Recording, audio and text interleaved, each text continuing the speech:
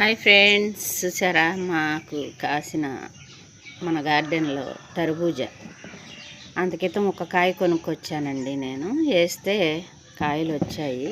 మొన్న కోతి ఒకటి కొరికేసింది. ఇక మిర్చి ఈ మధ్య వీడియోలో తీయట్లేదు ఫ్రెండ్స్. మన దేవుడి కోసం ఫ్లవర్స్ కూడా, ఎడినియం ఫ్లవర్స్ ప్లస్ గన్నేరు ఫ్లవర్స్. ఈ సంవత్సరం డ్రాగన్ అంత కాయలేదు. అది అక్కడ ఒక ఫ్రూట్ వచ్చింది, ఇంకో ఫ్రూట్ కుళ్ళిపోయింది. ఈ ఫ్రూట్ అయితే అయిపోయినట్టుంది. ఇది కూడా తీసేద్దాము. దీన్ని కూడా పెట్టేద్దాం. మీకు చెట్టుకున్నది చూపిస్తాయి. ఇది బెండకాయలు, అది ఎండిపోయింది, సీడ్ అయిపోయింది. ఓకే, ఇది కూడా ఉంది, లేవనుకున్నాను.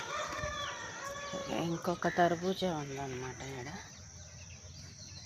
ఇలా కాసింది, అది తొడుము పట్టుకోగానే వచ్చేసింది అనమాట.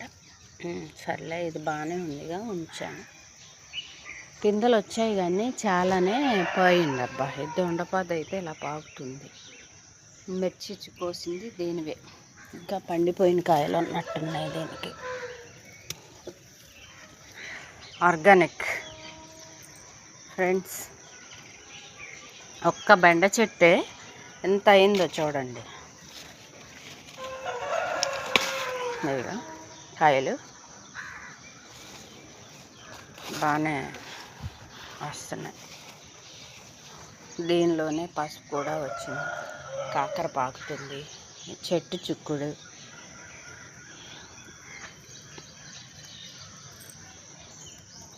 ఈ మధ్య వీడియోలు తీసి ఛానల్ అయిపోతుంది. మా వీడియోని లైక్ చేయండి, కామెంట్ చేయండి.